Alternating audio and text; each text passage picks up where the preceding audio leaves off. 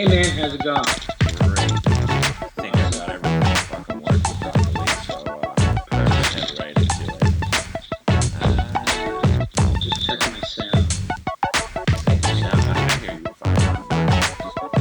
Okay, perfect. Me too. Awesome. All right. We'll go past the opening title, intro the show, and you right in. All right. Okay, cool. Hello, everybody. Welcome to SpitBallin with JT. Got a special guest with us today, all the way from Quebec. We're going to talk about his trials and tribulations with the HRC and some comedy. I've been a fan of his for a little while now. Got introduced to him via the Anthony Cumia show and all the great guys over there like Gavin McGinnis and everybody else. So let's get right into it. There we are. Perfect. Hey, Mike, how's it going? Hey, good. How are you? I'm perfect. So let's start off by introducing you a little bit to the people who listen to my show, just in case they Okay. haven't heard of you before. So, how long have you been doing stand up? I've been doing stand up since '93, so for like 20 years. I started out as a French comedian because I'm here in Quebec, and there's a really good market for comedy in French. So I've been doing it in French, and then I started in English in like 2007. So Really? in So you haven't been doing English comedy nearly as long as you've been doing No, no, French? no, no. It's kind of new, and I'm happy that I started doing shows in English because now, if I lose my case, I can just move, Well, like yeah, that always works, eh? marry an ugly American or move to England or something. Well, yeah, I think that's the plan for all of us. But so you got into a little trouble up in Quebec for Yeah, telling a joke. Uh, yeah. There was a little kid that he sang for the Pope like in 2005 or six, and it got tons of media attention. The first time he was in the media here in Quebec, his dream was to sing the national anthem for the Canadians, and then he did that, and then he went to sing for the Pope, and that got tons of attention. And he was kind of like a Make a Wish Foundation type kid. And then in my show in 2010, I just did a joke that I was surprised that he wasn't dead yet, and I was like, like kind of Makes saying that sense. Makes he should logical have sense. died, and that he was unkillable, and that I tried to drown him, and this whole thing, and his family called the Human Rights Commission. They called my manager, and I just figured, I just thought that was fucking hilarious that the human rights people were calling for a joke in a show in front of adults. But they took the case. They sent me a letter saying I owed the family 80 grand. Jeez. So I got a lawyer, went to court, and I don't know yet if I won or lost. I'm gonna get the verdict in like 3 to 6 months Now they're going to be sending the verdict via email, I hear. via email. Yeah, which is crazy. You just better pray it doesn't go into your junk folder. Yeah, exactly. Jeez. Well, like, I don't even know where to go because I know with the Guy Earl situation, it's sort of similar, but not really because they're really fucking coming after you. He got Yeah, off yeah, easy compared to you.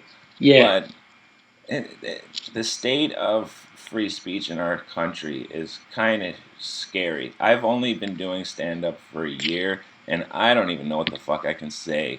It's one of those kind of situations.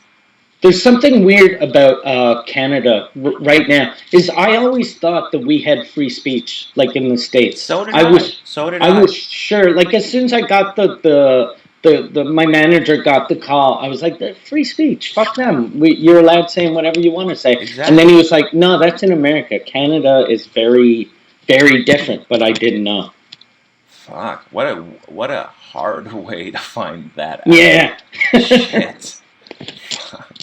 Yeah, I'm lucky though. Like I always see things. I try to see things. You know, I see the positive in everything. And the good thing is, I've been doing this for so long that I have a bit of money. And it's not like if you got sued, you'd be fucked or like Oh Guy fuck Earl. yeah. he was screwed. So, but I had enough money so that I could get a really good lawyer to defend me. No, we're So good. I hope I'm gonna win, but Fuck. Something happened where the sound just dropped out all of a sudden. Okay. Uh-oh.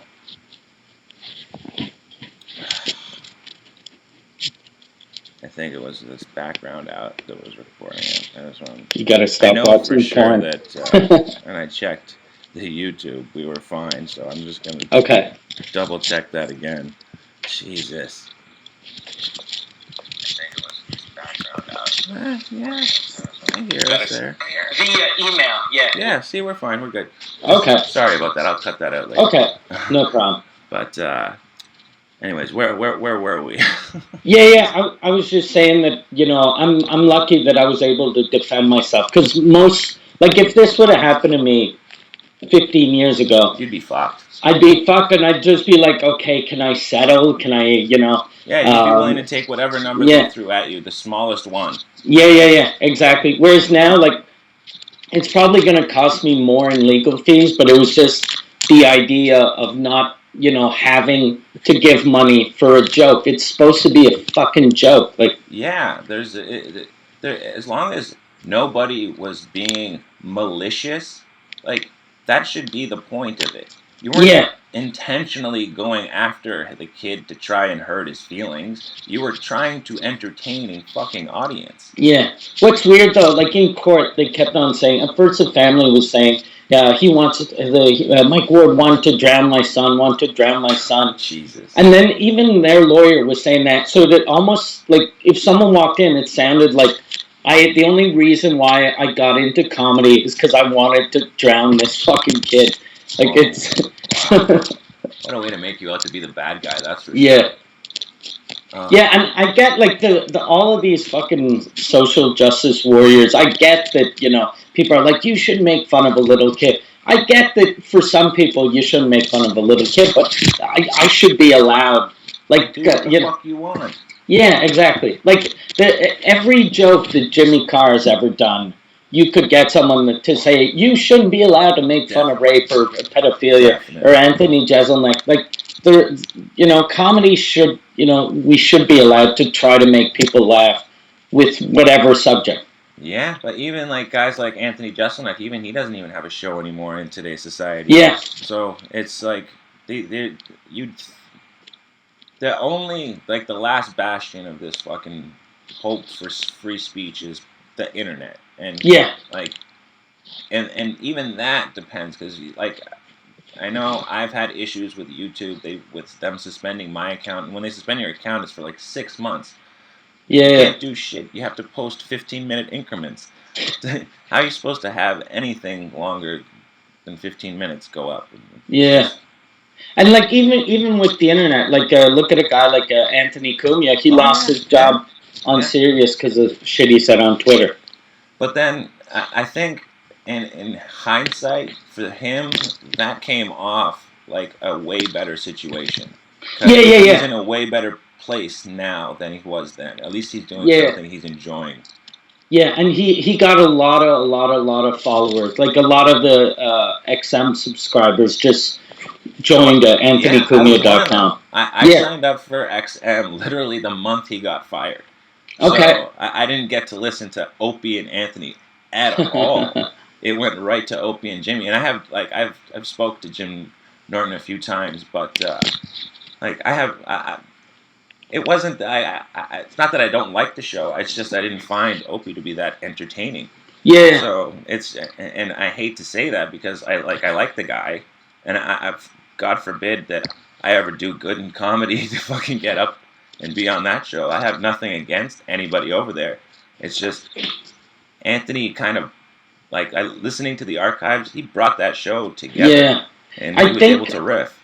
I think pretty much all the fans, or what I'd like to see, is Jim to go to do a show with Anthony Cumia. Well, with everything that had gone on air, that's how I think when the contract time come up, I think he said he was leaving. So yeah. Whether he And sticks to that decision is his own fucking I think prerogative. too now Anthony has enough subscribers that he could pay Jim whatever Oh, salary or definitely. close enough. Definitely. Well, he's picking up new shows all the time. They just picked up another one, Mike Fenoya. Yeah, yeah, yeah. And yeah, well, weren't you on that show already too? No, no, I never did Mike Fenoya's show, but I did Anthony's show with Mike Yes, yeah, on that there. that's Yeah, that's what I'm remembering. Yeah, yeah. all those guys over there. It seems like such a great environment. I know Rob Mayu, so that's Okay. I met Lewis through Rob, and he's the only one that I actually know personally over there. They all seem like fucking great dudes. I Yeah, don't yeah, see why yeah, you wouldn't want to work in that environment, anyways. yeah, yeah. And I think they're gonna have to get a new studio because It's they getting have real so big. many shows and like last time I was there, Anthony. There were so many people. He was in the closet eating before Jesus. the show, and I'm like, that's fucking crazy. That the owner and the star of the thing doesn't even have a dressing room or Well, just an office. think where he was like 3 years ago, how fucking miserable he was, and how happy he's probably even just to sit in that closet and see all Yeah, that fucking that mayhem going on just for him. yeah, yeah, yeah. So it's got to make him He's feel good about himself, even with all he's the fucking turmoils he's going through personally and everything with the court cases and whatnot. Everybody's got their own shit. Like I'm going through fucking court cases. I was in 2 car accidents. I didn't okay. think it'd be this difficult to get my fucking money, and so the Canadian law system is just fucked. So What was the car accident? I was rear-ended by a cabbie in like 2010, and then some guy cut me off in 2012, and I T-boned the shit out of him. Wrote my Okay, car off. Not fun. I okay. have a sternum fracture, Oh so shit. yeah, that's still healing up. Takes forever. It's the only thing you can't put a fucking cast on. Okay. Oh yeah, that's true. Yeah, it's a shitty fucking injury to get. Had I known that, I probably fucking wouldn't have worn a seatbelt. But with everything that's going on in today's society, it's just a fucking shame that when people like you are trying to bring all you're trying to do is bring joy to people in the fucking world, and doing it in a you're not doing it in a fucking malicious way where you're going after like whatever. You were just trying to entertain, be funny, and they shouldn't hold you anyway financially responsible for Yeah. that. If somebody's feelings were hurting that, oh well, people get offended all the time. I get offended constantly. I don't go after people for it. Yeah, I saw. I think it was Sarah Silverman that said like last year that in the old days, if you were offended, you'd just go, "Oh, I don't like that. I'll change the channel or I'll." Or But I'll leave the now, show or yeah. whatever. But now it's, "Oh, that offends me. That shouldn't exist anymore." I'm gonna get you fired. Yeah, I had a woman yesterday on Twitter. She wrote this like a blog post about me, and Jesus. and then I answered her. I forget what I told her, and she was like, "I will fucking ruin you." She Oh wants to Jesus. ruin me, and I'm like, "What the fuck is wrong with these stupid bitches?" They get that little bit of Twitter like heat, and it goes right to their head. They think that it's the same thing as fame, and it's not. Yeah. But so let's get back to comedy and out of this fucking free speech talk. With doing stand up for both like Canadian or for both English speaking and French speaking audiences in Canada, what do you find like the differences are between the two audiences? uh, uh, English people laugh more and French people clap more. Really? It's really weird. Like you get in French, you get way more applause breaks, and you have to be a really bad comic to not get a standing ovation. Like every show ends with a standing ovation. Even like a mediocre show. Shit. They and I. It was weird because one of the first years I started doing shows in English. I was doing the Sudbury Festival. It's LOL, Yeah. and it's been around for like 10 years or whatever. And I was doing an English show, but it was almost like half the crowd was French. So when my show ended, all the French people stood up. So the English people just stood up also. Like they followed them. And then like the organizers were like, "That's fucking amazing! You got a standing O." And I was like, who cares? And it fucking happens every night. Like I look like this, piece of shit Just that fucking, doesn't care yeah, about the just crowd blowing it anymore. off. Fuck the audience. Oh shit. Well, like, have you done any stand up here in the city recently? No, I did a JFL 42. Yeah, actually, yeah. That's a Yeah, great festival that they it's started a doing. yeah, it's really really cool. It's Yeah. even better than the Montreal Just for Laughs See, festival. I've never been to the Montreal festival. That's another thing I was going to ask you. Like, is the audience there mostly French, or is it a good mixture of both No, English and French speaking comics? for the English shows, it's almost all English. Like Really? since there's two festivals and the French people don't go to the English festival, English don't go to the French. Wow. Okay, that's interesting. You'd think that they'd want to just hear your shit that you have for the different audiences, like Yeah, just to get both perspectives of what your they're thoughts are. they're starting to like French people are starting to go see the English shows because in the last couple of years, like I started hosting the Nasty Show. Yes, Uh, that's your big show, right? yeah, they used to be Bobby Slayton's Yes, show, and I yes. took over, and that's like we do. This year we're doing like 18 shows at Metropolis, and that's like a 2,000 seat venue. Wow. So they sell like crazy amounts of tickets. So and French people start coming since I'm hosting, and they've Yeah. noticed that there's a lot of French people. So now they're trying to get ways to get the French people to come see the English shows. Wow. So that's gonna be a very very lucrative opportunity then. As soon as they start fucking commingling like that, because you're Yeah, just gonna yeah, have yeah. more and more people showing up. Yeah, the festival was already like Montreal Festival is like the biggest comedy Yeah, festival in the world, but that's now mecca for everybody now it's getting even bigger because they found a way to to attract French magnify it. people. Yeah, Awesome. Fuck. Well, I'm glad at least that at least there's some like you said, you're very optimistic about the situation you're in, and it sounds like at least stand up seems like it's going in a good route. Like yeah, yeah, yeah. stand up here in the city is getting really like good. There's a new club that just opened up the corner. Okay. It's down on John Street. Oh yeah, I saw you tweeted or retweeted Deanne Smith. I think was playing there, right? Yes. Okay. Fucking great little club. It's maybe fits like if they jam packed it like 40 people, Okay. and Okay. it's Oh, just that's really super intimate, low ceilings, the type of fucking room that you want to do all the time. And their open okay. mic has like 50 comics in it on Monday night. It's another little Okay. comedy store. Okay. Like that, And I know the guy who owns it went down to the comedy store, saw how they did their shit, and said, "All right, this is how I'm gonna run my club." So okay. I see what he's done, and he's made it work, and it's I super really awesome. like the comedy bar too in Yeah, the comedy Toronto. bar is great. I've only played at the comedy bar once. Okay. Like I said, I just don't get out that often. I've been dealing with car accident shit, and believe me, stand up has been like the saving grace to the fucking all the bullshit that I've had to go through these past 4 years.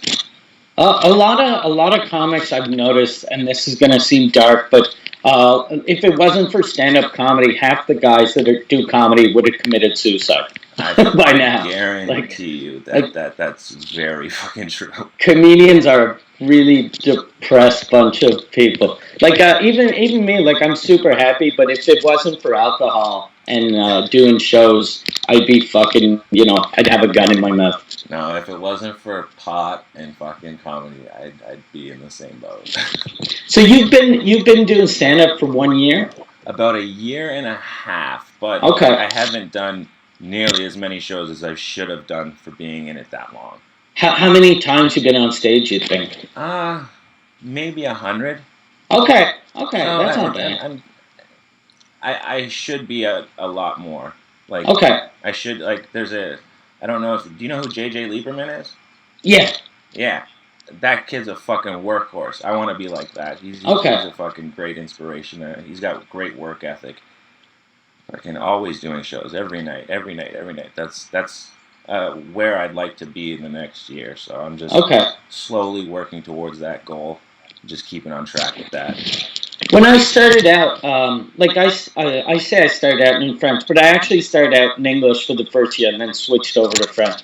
And I did a show with my first year in with Jeff Garland, the manager from Yeah. Curb Your Enthusiasm.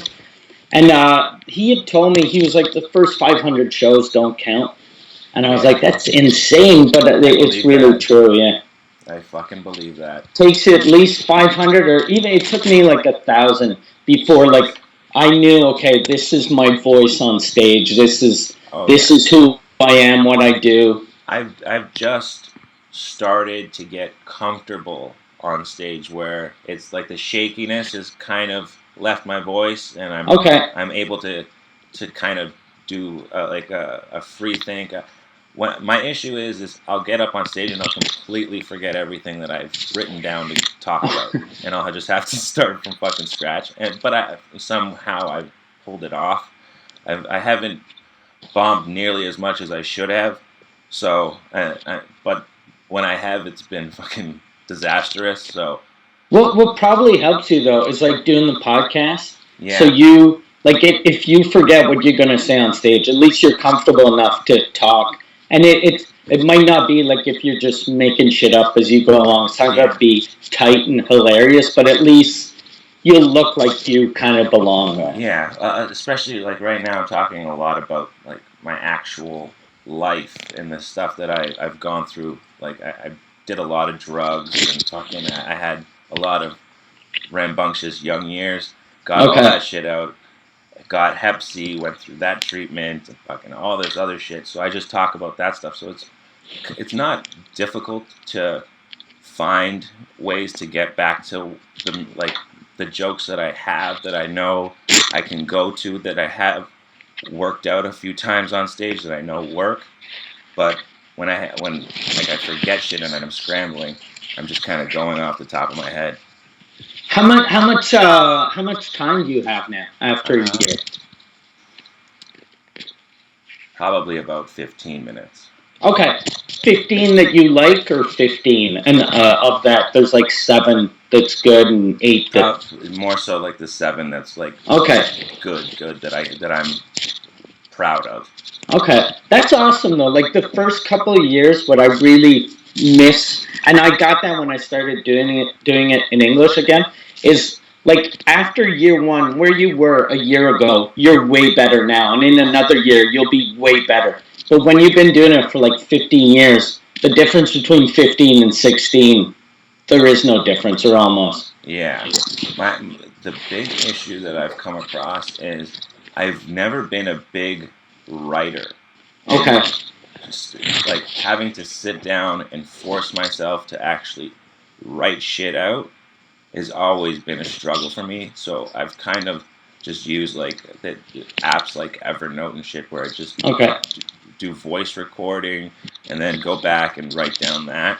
So I'm just trying to figure out ways to handle that kind of situation. I was one of those kids who was fucking riding the short bus to school. Okay. It's never been a strong suit with my grammar. So even if I had brought my notes with me on stage, good luck fucking reading them. Okay. So I just keep everything typed out. A lot of comics don't like Patrice O'Neill didn't used to write anything.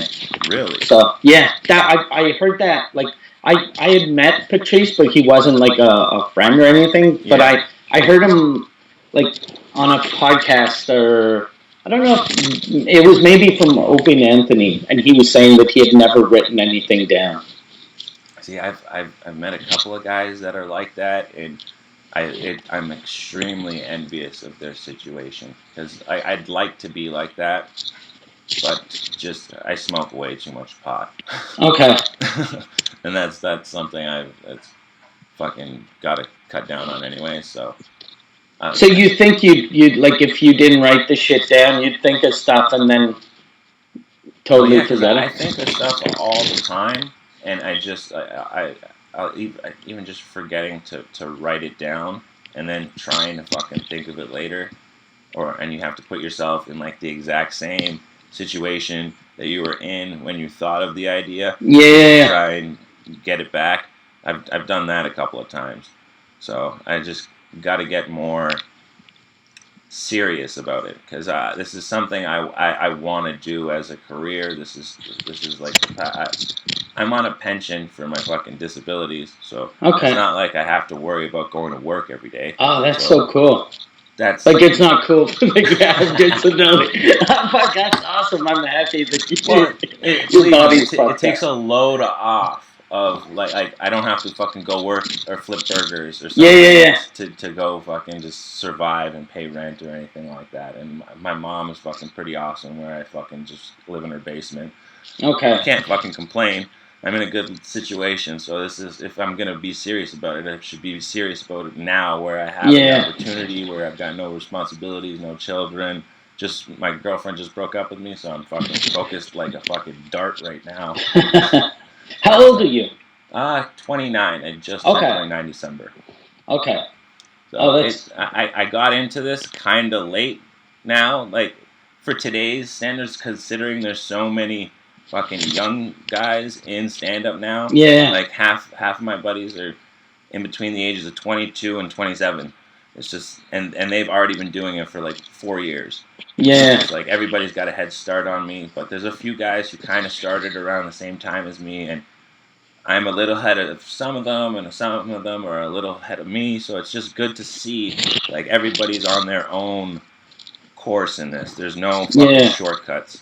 yeah. You got to And put in the some time. guys some guys make it big in their Oh yeah, late 20s, that's some luck. 30s, 40s, 50s, or you It's never all know. luck when you're gonna blow up, and you got to put in the hours. Nobody's gonna just fluke out their first time, like their first few years. And if they do, they're not gonna be prepared for when the Yeah. fucking shit hits the fan. Like remember that guy, Dat Fan, that won Yep. the first Yep. year of Last Comic Standing? He had been doing comedy for like 6 months, and you see him now. Yeah, he was like a brand new comic, and he beat like a bunch of real, comics that have been doing it for 15 years. And like I saw him last year, and he's a horrible comic. He didn't get any better Get any since better from it. he became famous like way too soon.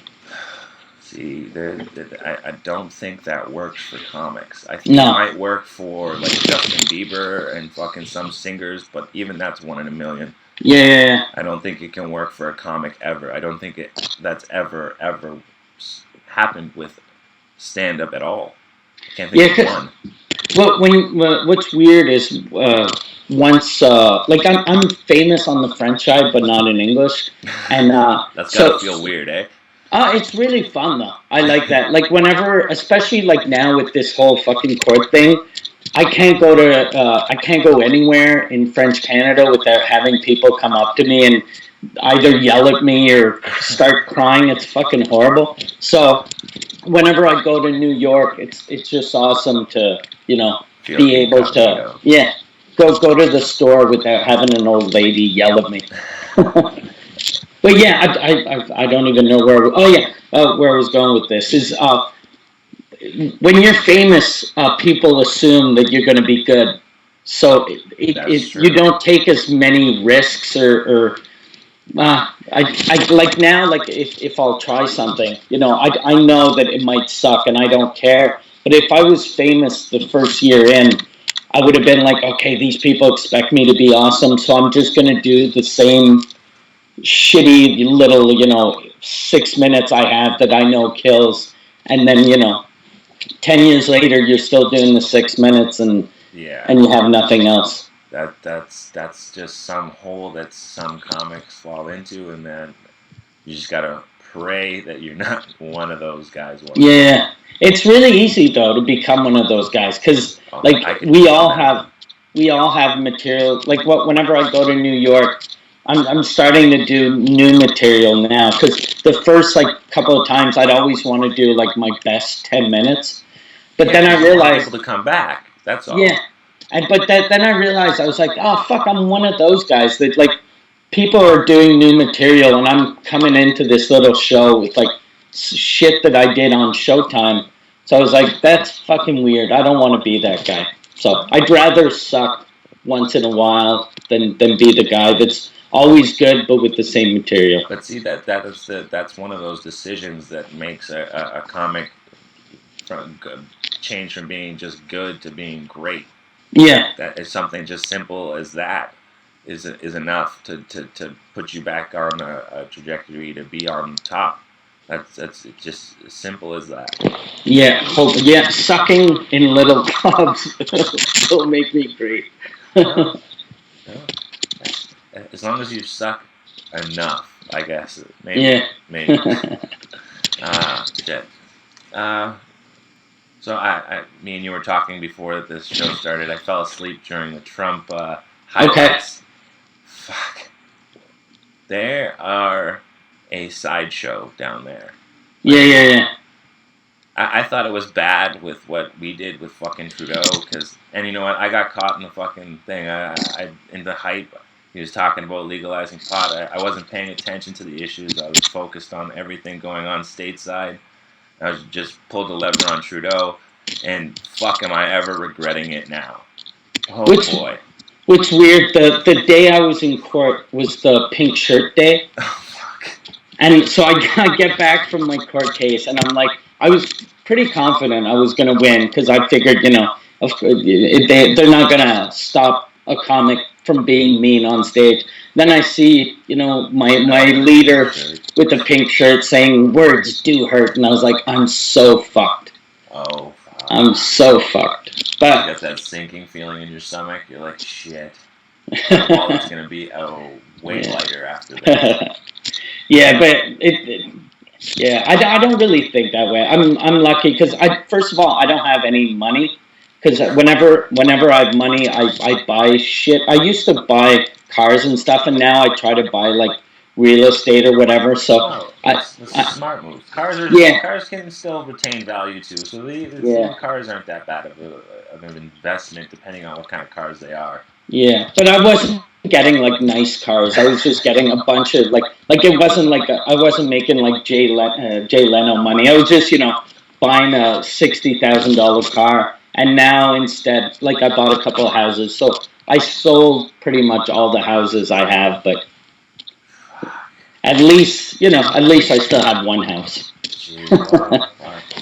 It's just be that glass half full guy that Yeah. at the start of the show, because Yeah. just that's all you can hope for is keep things positive and hopefully things. No, and this is like I'm getting like really good free press that is going to cost me $100,000, but it's still like if 2 years ago you would have asked like if I would have went to see someone and said, look, I have $100,000, get me get me articles in major papers in England and the States, I wouldn't have gotten as much press as I'm getting now. So Hey, that's the old saying. There's no such thing as bad publicity. Yeah, especially the kid if he died now, then that might be like the cherry on top. Yeah, it'd make the joke just that much better. Why? Well, like this, it's just I can't believe how sideways the world has gone just in the past. Like this has taken like 5 years. It hasn't even been the full. Like people want to blame it on like Obama or even because over in Canada it wasn't like Obama. We had our own shit going on. Yeah. Fucking years ago that this shit happened. It's just nobody paid attention. Yeah. And now that we think we're as free as fucking America, it takes somebody like you to find out the hard way and teach everybody a fucking valuable lesson that, hey, we're not as free as everybody thinks. I think, though, what's going to happen, I think I'm going to win the case. Well, hopefully I win. I hope so, because that'll go a long way to bring a little bit of value back to what the so-called freedom of speech here in Canada, or the right to free speech here in Canada, because like they have the right to protest the fuck out of you. Even like like talk shit about me, Exactly. fucking Fucking. call journalists. Like he could have called if he called like the CBC or McLean's or whatever, and just talk shit about me. That It's he fine. should do Yeah. that. What's weird though, a lot of people I've noticed that like are against me and they're like, this isn't about free speech, fuck you, you're an asshole. But like me being allowed to say shit on stage is defending their right to call me an asshole on the internet. Exactly. And if they don't like that, then we're just gonna end up being like fucking communist Russia or Yeah. whatever the fuck you want to put it like. Because You, what's weird is the day of the hearings, I got an email from a guy who owns a comedy club in China. And he was like, Canada isn't letting you do your act. Come to China, you'll have more freedom here. And I thought that was the fucking funniest thing. Communist China. He was like, I'll book what a a great tour. selling point. Yeah. So communist China has more, like, has freer speech than we do. Jesus. Well, Mike, I hope the fucking best for you, and that Thanks, man. you get completely cleared, and you have the right to say whatever the hell you feel like saying on stage. Because as long as I know that you can say whatever you want, I'm always going to be able to say what I want. You're Yeah. always going to be way more offensive than me. All Awesome. right, Mike. Thanks for coming on, and I All appreciate right. this very much. Thanks. Good luck. Good luck with your shows and in court and the whole thing. Thank you, thank you. Speaking of court, I just got the paperwork from one of my settlements. They're gonna give me 35, and I got to pay my lawyers 10 of that, so 25 Okay. for getting rear-ended by a cabbie who took off to Pakistan. Not bad. That's awesome. All right, Mike, take it easy. Cool. Ciao. All right. All right, everybody. Let's finish up here. I got a couple more things I want to touch on. I don't even remember what they were. I think one of them was this Milo in the White House. I didn't watch any of the videos, but I've been paying attention to the Twitter feeds, and bravo. That's all I have to say. Bravo for bringing the freedom of speech issue to the forefront in the White House, and how Twitter is using what they branded as they wanted to be a utility to control somebody's ideals or speech or whatever you want to call it. And it's that hey, if Twitter wants to be a utility, you can't fucking do that shit, man. It's like that you can't cut somebody's power because they don't believe something that you believe. You can't take somebody's water away just because they don't believe in abortion, for instance. Like, yeah, it might be a dumb fucking argument, but that doesn't give you the right to then take away what you brand as a utility from them. But, anyways, that's it for now. Thanks everybody for checking us out, and again, thanks to Mike Ward. You can find him at the Nasty Show. I should have got all his information before I got off the fucking Skype with him, and I'll have all that stuff in the description below in the video, and you can also find him at Mike Ward CA on Twitter, and if he's got any tour dates, I'm pretty sure he'll have those up there. Thanks again, and tune in for another episode of SpitBallin with JT. Thanks.